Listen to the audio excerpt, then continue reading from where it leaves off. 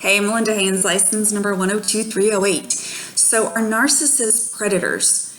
Well, I just got my new Psychology Today magazine, and in it, there's this danger, this warning for, watch out for narcissists. And here's the way they hook you, and here's how they groom you.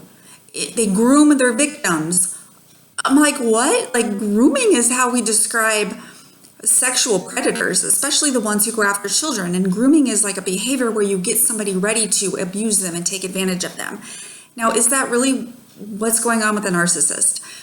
Because what I'm understanding about trauma and a freeze or like a hold in development when they get stuck in a developmental process, what I'm understanding about that, and from working with people and seeing people who are exhibiting narcissistic behaviors, this is not something that's done on purpose. This is something that's done because, number one, they don't really have the emotional maturity to do something different.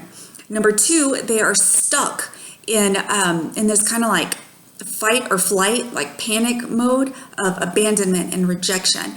And they just act like based on the skill level they have, based on the emotional intelligence they have, based on the fear and the panic and whatever's going on inside of them, they act on that.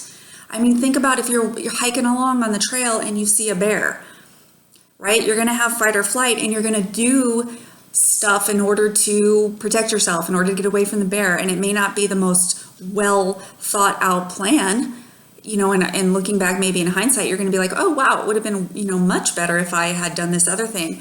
But guess what? In the heat of the moment, you're faced with a threat, and you do what you can do in the middle of the threat. And we all know that when our emotions go up, our logic goes down. So whatever skills and tools and logic and reasoning the narcissist has is not going to be working in the middle of panic when he or she feels like she's threatened with rejection, abandonment, or any kind of insult to their ego.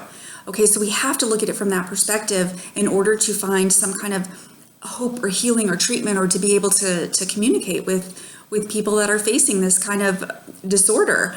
We can't just villainize them and just say, oh, well, you just don't know what you're doing and you're a jerk and you're mean. Well, maybe they can be a jerk. I mean, I'm not gonna lie, they can be a jerk, but maybe they want something different and they just don't know how to get there. So let's start looking at it from the perspective of, is this treatable? And if it is treatable, how? How can we do it?